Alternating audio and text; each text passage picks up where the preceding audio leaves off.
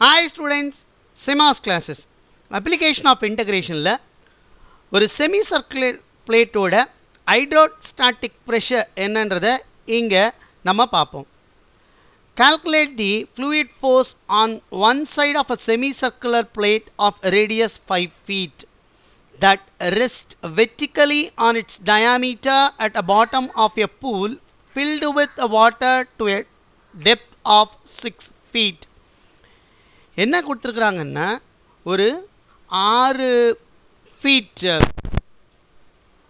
இது 6 ஃபீட்.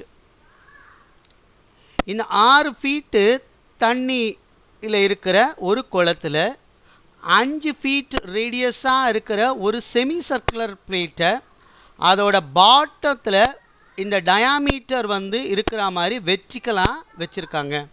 அப்படின்னா இதில் அப்ளை ஆகிற ஃப்ளூயிட் ஃபோர்ஸ் என்னன்றதை நம்ம கண்டுபிடிக்கணும். இதுதான் நமக்கு கொடுத்துருக்கிற குவெஸ்டின். இதை இன்டகிரேஷனை இங்கே எப்படி அப்ளை பண்ணுறதுன்றதை பார்ப்போம். ஸோ இந்த மாதிரி நமக்கு ப்ராப்ளம் கொடுக்கும் பொழுது நமக்கு இதுக்கு என்ன முதல்ல தேவைன்னா, எனக்கு வந்து முதல்ல ஆக்சிஸை நான் எங்கே எடுக்கிறேன்றதை ரொம்ப இம்பார்ட்டண்ட்டாக தேவை. இப்போது இந்த ப்ராப்ளத்துக்கு நான் ஆக்சிஸை 2 இடத்துல எடுத்து உங்களுக்கு எப்படி போடுறதுன்றதை எக்ஸ்பிளைன் பண்ணுறேன். முதல்ல நான் ஆக்சிஸை இதோட சென்டரில் எடுத்துக்கிறேன். அப்போது இந்த ஃபோர்ஸ் என்னன்றதை கண்டுபிடிக்கிறேன். அதே மாதிரி இங்கே நான் ஆரிஜினாக எடுத்துக்கிட்டேன்னா, வாட்டர் லெவலை நான் ஆரிஜினாக எடுத்துக்கிட்டேன்னா அப்போது ஃபோர்ஸ் என்னன்றதையும் கண்டுபிடிக்கலாம். ரெண்டும் சேமாக தான் இருக்கும். ஆனால் அது நம்ம எப்படி போடுறதுன்றதை நான் இங்கே டீட்டெயில்டாக பார்ப்போம். சரி, இப்போ நம்ம இதை நான் இங்கே ஆரிஜினாக எடுத்துக்கிறேன், சென்டரை நான் ஆரிஜினாக எடுத்துக்கிறேன். இப்போ நான் ஃபோர்ஸ் கண்டுபிடிக்கணுன்னா ஃபோர்ஸை எப்படி கண்டுபிடிக்கிறேன் அப்படின்றத இங்கே நான் சொல்கிறேன். அப்போ அதுக்கு நான் என்ன பண்ணுறேன்னா, இதில் ஒரு ஸ்டிப் எடுக்கிறேன். அந்த ஸ்டிப்பில் என்ன ஃபோர்ஸ், அந்த ஸ்டாட்டிக் ஃப்ளூயிட், இங்கே வாட்டர், அந்த ஸ்டாட்டிக்காக இருக்கிற வாட்டர் இந்த சர்க்குலர் பிளேட்டில் என்ன ஃபோர்ஸை அப்ளை பண்ணும், இதான் நமக்கு கொடுத்துருக்க குவெஸ்டின். இதை எப்படி கண்டுபிடிக்கலாம் அப்படின்னா, ஒரு சின்ன ஸ்டிப் எடுத்துக்கிட்டு அந்த ஸ்டிப்பில் என்ன ஃபோர்ஸ் அப்ளை ஆகுது, ஃபோர்ஸை நம்ம வந்து ப்ரெஷர் இன்ட்டு ஏரியான்னு எடுத்துக்கலாம். அப்போ இங்கே என்ன ப்ரெஷர் இருக்குது, இந்த ப்ரெஷர் வந்து நான் வந்து எப்படி அப்ளை ஆகுதுன்றதை பார்த்துட்டு நான் வந்து இங்கே கண்டுபிடிக்க போகிறேன். இப்போ இந்த ப்ரெஷர்ன்றது வந்து டெப்த்தை பொறுத்து மாறும். ஸோ இந்த சர்க்குலர் பிளேட்லேயே இங்கே நான் எடுத்தேன்னா இதோட ப்ரெஷர் ஒரு மாதிரியாக இருக்கும், இங்கே எடுத்தால் ஒரு மாதிரியாக இருக்கும், இங்கே ஒரு வேறு மாதிரியாக இருக்கும், எல்லாம் இங்கே யூனிஃபார்மாக இருக்காது இந்த இடத்துல. ஆனால் இப்படி நான் ஸ்டிப் எடுத்தேன்னு வச்சுக்கோங்க, இந்த லேயரில் இந்த ப்ரெஷர் வந்து யூனிஃபார்மாக இருக்கும். ஸோ அதனால் நான் ஸ்டிப்பை இங்கே பேரலல் டு எக்ஸ் ஆக்சிஸ் எடுக்கிறேன். எல்லா ப்ராப்ளத்துக்கும் இந்த மாதிரி வரும்பொழுது நம்ம பேரலல் டு எக்ஸ் ஆக்சிஸ்னால் எடுப்போம், ஸ்டிப்பை எடுத்து நம்ம போடணும். இப்போ இதுக்கு ஃபோர்ஸுக்கு ஃபார்முலா என்னென்னா, ஆக்சுவலாக லிமிட் சம் பண்ணணும். நம்ம அதை இன்டகிரேஷனாக மாற்றிடுவேன். முதல்ல இன்டகிரல் ஃபார்முலா எழுதிட்டு அந்த ஃபார்முலா எப்படி வந்ததுன்னு சொல்கிறேன். Integral a to b delta into h of y into l of y into dy. அப்படின்னா என்ன மீனிங்கு, இந்த ஸ்டிப் எடுத்துருக்கோம்ல, இந்த ஸ்டிப்போட டெப்த்து h ஆஃப் yன்றது டெப்த் ஆஃப் த ஸ்டிப், மேலேருந்து எவ்வளோ இடத்துல இது இருக்குது டெப்த் ஆஃப் த ஸ்டிப், அதுவும் அதோட லென்த்து இங்கேருந்து இங்கே வரையும் இருக்குது, அதோட லென்த் என்ன, அதை வாட்டரோட டெல்டான்றது வெயிட்டால் மல்டிப்ளை பண்ணுறோம். ஸோ இதுதான் ஃபார்முலா. இப்போது எனக்கு சர்க்குலர் பிளேட்டுக்கு ஃபுல்லாக வேணும்னு சொன்னேன்னா இந்த ஸ்ட்ரிப்பை நான் வந்து என்ன பண்ணுறேன், இந்த ஸ்ட்ரிப்பை நான் வந்து அப்படியே இன்க்ரீஸ் பண்ணிக்கிட்டே போகிறேன் இங்கேருந்து இது வரையும். அப்போ எனக்கு லிமிட் சம்மேஷன் வரும். அப்போ நான் ரீமன் இன்டகிரல் சம்மேஷன் அப்ளை பண்ணேன்னா லிமிட் n → infinity எனக்கு இந்த ஏரியாவில் நான் கண்டுபிடிக்கணும். அதை நான் வந்து இன்டகிரேஷனாக மாற்றிட்டேன்னா integral a to b del of h of y l of y into dy. இதுதான் ஃபார்முலா. இப்போது இங்கே நான் இப்போ நம்ம எல்லா ப்ராப்ளத்துக்கும் என்ன சார் கண்டுபிடிக்கணும்னா, இந்த h of y l of y limit கண்டுபிடிச்சிட்டு போட்டேன்னா ஓகே. வாட்டரோட வெயிட் இங்கே வந்து ஃபீட்டில் கொடுத்துருக்கிறதுனால நான் 62.4 pounds per feet cubeன்னு எடுத்துக்கலாம். மீட்டரில் கொடுத்துருந்தா அதுக்கு ஒன்று, அதை நான் அந்த ப்ராப்ளம் வரும்போது நம்ம டீட்டெயில்டாக பார்க்கலாம். 9800 Newton per meter cubeன்னு நினைக்கிறேன். அதை நம்ம அங்கே அப்ளை பண்ணிக்கணும். இப்போது இந்த இந்த ப்ராப்ளத்துக்கு இந்த ஸ்டிப்பிலோட h ஆஃப் ஒய்யும் L ஆஃப் ஒய்யும் எப்படி போடுறது எப்படின்னு பார்க்கலாமா? இப்போ இது பார்த்தீங்கன்னா இங்கே டோட்டலாக நமக்கு வந்து 6 ஃபீட் இருக்குது. அதில் ரேடியஸ் வந்து பார்த்திங்கன்னா 5 ஃபீட்டு. இதெல்லாம் கொடுத்துருக்குற டேட்டா. நான் என்ன பண்ணுறேன், இங்கே ஆரிஜினை நான் செட் பண்ணதுனால இந்த டிஸ்டன்ஸ் வந்து எவ்வளோன்னா இது y, ஸ்டிப் இருக்கிற டிஸ்டன்ஸ் இது y. ஆனால் எனக்கு என்ன வேணும், டெப்த்து ஃப்ரம் வாட்டர் லெவல்லேருந்து அந்த ஸ்டிப் இருக்கிற டிஸ்டன்ஸ் வரையும். அப்போ இந்த டிஸ்டன்ஸ் வேணும். இந்த டிஸ்டன்ஸோட வேல்யூ அப்போ என்ன வரும்? ஸோ டோட்டலாக 6, இது வரையும் y எடுத்துட்டோம்னா இந்த டெப்த்தோட இது வந்து 6 மைனஸ் ஒய்ன்னு வரும். அப்போ h ஆஃப் ஒய் கண்டுபிடிச்சிட்டோம், 6 மைனஸ் ஒய். அடுத்தது L ஆஃப் ஒய் கண்டுபிடிக்கணும். Lன்னா லென்த்து, இந்த லென்த்தை கண்டுபிடிக்கணும். இங்கேருந்து இது வரையும் இருக்கிற லென்த்து. இங்கே பார்த்தீங்கன்னா இது வந்து y ஆக்சிஸை பொறுத்து சிமெட்ரிக் இருக்கிறதுனால நான் இந்த பாயிண்ட்லேருந்து இந்த பாயிண்ட் இங்கே வரையும் டிஸ்டன்ஸை கண்டுபிடிச்சு அதை 2ஆல் மல்டிப்ளை பண்ணிடலாம். அப்படின்னா இந்த டிஸ்டன்ஸ் எப்படி கண்டுபிடிக்கிறது? இது ஈக்குவேஷன் ஆஃப் அ சர்க்கிள். இந்த ஈக்குவேஷனோட சர்க்கிள் என்ன? X square plus y square equal to radius square, அதாவது 5 square, that is equal to 25. இதிலிருந்து எக்ஸ் இஸ் ஈக்குவல் டு என்ன ஆகிடும்? Square root of 25 minus y square. So எனக்கு L ஆஃப் ஒய்யோட வேல்யூவும் கண்டுபிடிச்சிட்டேன். L ஆஃப் ஒய்யோட value 25 minus y square, h of ஒய்யோட வேல்யூ 6 மைனஸ் ஒய். இப்போ நான் என்ன தெரியணும், எனக்கு லிமிட்ஸ் என்னன்னு தெரியணும். லிமிட்ஸ் என்ன? இந்த ஸ்டிப்பை நான் இந்த பாயிண்ட்டு இங்கேருந்து இந்த பாயிண்ட்லேருந்து இந்த பாயிண்ட் வரையும் வெரி பண்ணுவேன். அப்போது லோயர் லிமிட் 0, அப்பர் லிமிட் இந்த ரேடியஸ் இங்கே இதோட வேல்யூ வந்து 5. அப்போ இது என்ன வரும்? லிமிட்ஸ் 0 to 5, டெல் வந்து 62.4, h ஆஃப் y வந்து 6 minus y, L of y வந்து square root of 25 minus y square. இதை இன்டகிரேட் பண்ணனா இந்த ப்ராப்ளம் சால்வ் பண்ணிடலாம். ஸோ இதை தான் நம்ம இங்கே எழுதிக்கிறேன். இது ட்வைஸ் இந்த லென்த்தை கண்டுபிடிச்சு டோட்டல் லென்த் வேணுன்றதுனால 2ஆல் மல்டிப்ளை பண்ணியிருக்கோம். ஸோ இப்போ இது எப்படி எழுதிக்கிறேன்? இதை நான் 2 இன்டகரலாக பிரிச்சுக்கலாம். அதுக்கு 2 into 62.4 மல்டிப்ளை பண்ணால் 124.8. இப்போது இதை integral 0 to 5 6 into square root of 25 minus y square into dy minus of y into square root of 25 minus y square into dy. Of course limit வந்து 0 to 5. இப்போ நான் இதை எப்படி எழுதிக்கிறேன்னா 124.8 into i1 plus i2ன்னு எடுத்துக்கிறேன். அப்போ இந்த இன்டகிரேஷனை நான் i1 எடுத்துக்கிறேன், இந்த மைனஸோடு சேர்ந்து இருக்கிற இந்த இன்டகிரேஷனை i2ன்னு எடுத்துக்கிறேன். இது ரெண்டுத்தோட வேல்யூவை கண்டுபிடிச்சு ஆட் பண்ணி மல்டிப்ளை பண்ணிட்டேன்னா we get the answer. இப்போ அது எப்படி போடலாம்? i1க்கு என்ன எடுத்துக்கலாம்? இதான். இப்போ இதில் 6 கான்ஸ்டன்ட், அதனால் 6ஐ வெளியே எடுத்துகிறேன். அப்போ 6 into integral 0 to 5 வந்துடும். ஸ்கொயர் ரூட் ஆஃப் இதை 25 5 square minus y square into டிஒய்னு எழுதிக்கிறேன். இப்போ நான் இதை இன்டகிரேட் பண்ணோம். இது எந்த ஃபார்மேட்டில் இருக்குது? Integral of a square minus x square into டிஎக்ஸ்னு இருக்குது. இதுக்கு formula x/2 square root of a square minus x square plus a square by 2 into sine inverse of x/a. இதான் ஃபார்முலா. இங்கே ஏக்கு பதிலாக 5, எக்ஸுக்கு பதிலாக y இருக்குது. இதை நான் சப்ஸ்டியூட் பண்ணேன்னா this is 6 into y/2 into square root of square 25 minus y square plus a square value 25/2 into sin inverse of y/5 limit 0 to 5 வரும். இப்போ லிமிட்ஸ் அப்ளை பண்ணோம். அப்பர் லிமிட் அப்ளை பண்ணுறேன்.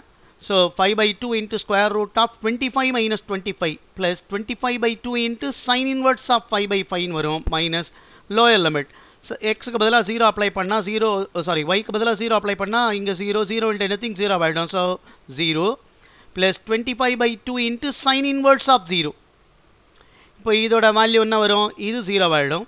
ஸோ 6 into இதோட value 0 plus 25/2 sin inverse of இது 1 ஆகிடும். Cancel பண்ணிட்டேன்னா sin inverse of 1 அதோட value π/2 into π/2 minus sin inverse of 0 வந்து 0. So the entire term become 0. So இது எப்படி எழுதிக்கலாம்? அப்போ i1 is equal to 6 into 25 π/4. இதை நான் சிம்பிளிஃபை பண்ணால் 37.5 into பைன்னு வரும். ஸோ இது I1ஓட ஆன்சர். இப்போ I2 கண்டுபிடிக்கணும். அப்போவே சொன்னால் minus into integral 0 to pi y into square root of 25 minus y square into dy. இதில் 25 minus y square இங்கே நான் t square எடுத்துக்கிறேன். This implies that minus 2y dy is equal to 2 dt dt. This implies that minus y dy is equal to t dt வந்துடும். அப்போ இந்த minus y dt yக்கு பதிலாக minus y dy க்கு பதிலாக நான் t dt போட்டுடலாம். Square root of 25 minus y ஸ்கொயருக்கு பதிலாக t ஸ்கொயர் போட்டுடலாம். ஸ்கொயர் ரூட் ஆஃப் t ஸ்கொயர்னு வரும் ஆஃப்கோர்ஸ். இப்போ லிமிட் பார்க்கணும். when y is equal to 0 t square is equal to 25 minus 0, that is equal to என்ன வரும், t square is equal to 25 implies t is equal to 5. when y is equal to 5 t square is equal to 25 minus 25. This implies that t square is equal to 0 implies t equal to 0. So இப்போ இந்த limit எப்படி மாறும், integral y 0 இருக்கும்பொழுது 5, அப்போ 5 to 0 square root of t square into t டிடின்னு வரும். இப்போ நான் இதை இன்டெகிரேட் பண்ணோம். ஸ்கொயர் ரூட் ஆஃப் டி ஸ்கொயர்லேருந்து ரூட்டை ரிமூவ் பண்ணிட்டேன்னா t will come. Already one more t is there, so it is t square. So integral 5 to 0 t square டிடின்னு வரும். இதை இன்டெகிரேட் பண்ணால் t cube by 3 limit 5 to 0. இப்போ I2 is equal to 0 minus 125 by 3, that is equal to minus 125 by 3 ன்னு answer வரும். So அப்போது force is equal to 124.8 into I1 plus I2 ன்னு எழுதியிருக்கோம். So 124.8 into 37.5 pi minus 125 by 3 simplify பண்ணால் 9502.653 pounds. இதான் இந்த ப்ராப்ளத்துக்கான answer. நான் இந்த கணக்கை ஆரம்பிக்கும் போதே சொல்லியிருக்கேன், இதில் நம்ம ஆக்சிஸை எடுக்கிறதும் h of y l of y limits எடுக்கிறது தான் ரொம்ப இம்பார்ட்டண்ட்டுன்னு. அப்போது இந்த கணக்குக்கு நான் ஆக்சிஸை அந்த சர்க்குலர் பிளேட்டோட சென்டரில் நான் எடுத்துக்கிட்டதுனால எனக்கு இப்படி வந்தது. ஈக்குவேஷன் ஆஃப் அ சர்க்கிள் இது வந்தது.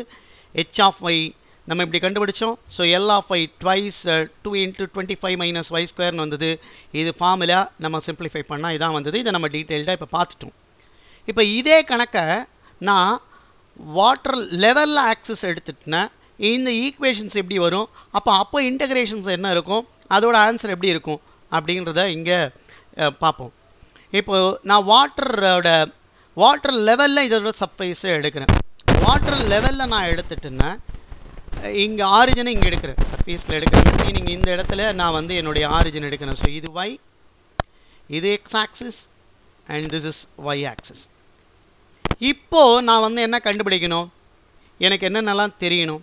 Equation of a circle first இங்கே எழுதுன மாதிரி. ஈக்குவேஷன் ஆஃப் அ சர்க்கிள்னால் இங்கே சர்க்கிளோட ஈக்குவேஷன்ஸ் என்ன, இது ஆரிஜின், இது சென்டர். அப்போது சென்டர் என்ன பாயிண்ட்டு, இந்த பாயிண்ட்டு, இது ரேடியஸ் அதே தான் 5. அப்போ பாட்டம் டிஸ்டன்ஸ் 6ன்றதுனால இது -6 ஆகிடும், ஏன்னா டுவர்ட்ஸ் டவுன்வர்ட் டைரக்ஷன். அப்போ இந்த பாயிண்ட்டு -1 வரும். அப்போ ரேடியஸ் பார்த்திங்கன்னா 5 தான். சென்டர் 0, -6. அப்போ இந்த கேஸில் equation of a circle x minus 0 the whole square plus y minus of -6. அப்போ y plus 6 the whole square is equal to 25. இது ஈக்குவேஷன் ஆஃப் அ சர்க்கிள். இப்போ நான் என்ன கண்டுபிடிக்கணும் அடுத்தது, h of y. h of y நான் என்ன சொல்லியிருக்கேன், ஃப்ரம் தி ஆக்சிஸ், அதாவது வாட்டர் லெவல்லேருந்து எங்கே நம்ம ஸ்டெப் எடுக்கிறோமோ அந்த டிஸ்டன்ஸு. இங்கே நம்ம வாட்டர் லெவலை எங்கே எடுத்தோம்னா நம்ம ஆரிஜினை இங்கே ஃபிக்ஸ் பண்ணோம். ஸோ இதை ஒய்ன்னு எடுத்துருக்கிறதுனால இங்கேருந்து மேலேருந்து இந்த டெப்த்து வேணும்னா இதை 6 - ஒய்ன்னு எழுதியிருக்கோம். ஆனால் இங்கே அப்படி தேவையில்லை. இப்போ மேலேருந்து இங்கே இருக்கிற டிஸ்டன்ஸ் என்னது, ஒய்ன்னு தான் நம்ம எடுக்கிறோம். ஏன்னா இது ஆரிஜின்லேருந்து நான் ஸ்டிப் எடுக்கிற டிஸ்டன்ஸை ஒய்ன்னு எடுத்துக்கிட்டால் இதுதான் ஒய். அப்போது டெப்த் என்ன, அதே தான் ஒய்ன்னு வரும். இங்கே டெப்த்து பார்த்திங்கன்னா இந்த டிஸ்டன்ஸை ஒய்ன்னு எடுத்துக்கிட்டேன்னா இங்கே டெப்த்து 6 - ஒய், ஏன்னா டோட்டல்லேருந்து இது எடுக்கணும். இது டெப்த்து, இங்கே டெப்த் அதே தான், அதனால் இது ஒய்ன்னு மாறும். அப்போ h of y y. Of course L of y இது ட்வைஸ் இன்ட்டு இதோட கண்டுபிடிக்கணும். இங்கேயும் அதே மாதிரி தான், symmetric about the y axis. அதனால் இந்த டிஸ்டன்ஸை கண்டுபிடிச்சி 12 மல்டிப்ளை பண்ணோம். இது வந்து இந்த ஈக்குவேஷன்ஸ்லேருந்து கண்டுபிடிச்சு போடலாம். அப்போ எப்படி எழுதலாம்? இப்போ இதுக்கு அடுத்து லிமிட்ஸ் எழுதணும். முதல்ல இது எழுதிடுவோம். h of y வந்து y, L of y வந்து square root of 2 into square root of 25 minus y plus 6d whole square. இப்போ லிமிட்ஸ் பார்த்தீங்கன்னா எனக்கு இந்த ஸ்டெப் இங்கிருந்து இது வரையும் போகணும். அப்போ இங்கே வேல்யூ நம்ம இப்போ தான் பார்த்தோம் -1, இங்கே -6. அப்போ நான் எப்படி எழுதணும் limits? It is -1 to -6. Formula del 62.4 into இது வந்து y, h of y எழுதியாச்சு, L of y into twice the square root of 25 minus y plus 6 the whole square into dy. இப்போ இதுக்கு இது லிமிட்ஸு, இதுக்கு இது லிமிட்ஸு. இப்போ நான் என்ன பண்ணுறேன் பாருங்களேன், இதை by giving a suitable substitution, இதை இன்டகிரேட் பண்ணனாலே சப்ஸ்டியூஷன் பண்ணணும். பண்ணால் அது இந்த லிமிட்டுக்கு ரெடியூஸ் ஆகும். எப்படி போடுறதுன்னு பார்ப்போமா? இப்போ பாருங்கள், இப்போ இதில் நான் y plus 6 வந்து டீன்னு எடுத்துக்கிறேன். அப்போ இதிலிருந்து y is equal to என்ன ஆகிடும்? t minus 6.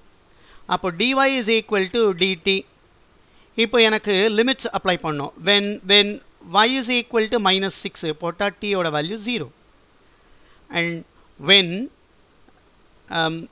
y is equal to -1 t equal to என்ன ஆகிடும்? 5ன்னு வந்துடும். அப்போது பாருங்கள், -1 இருக்கும்போது 5, -6 இருக்கும் பொழுது 0.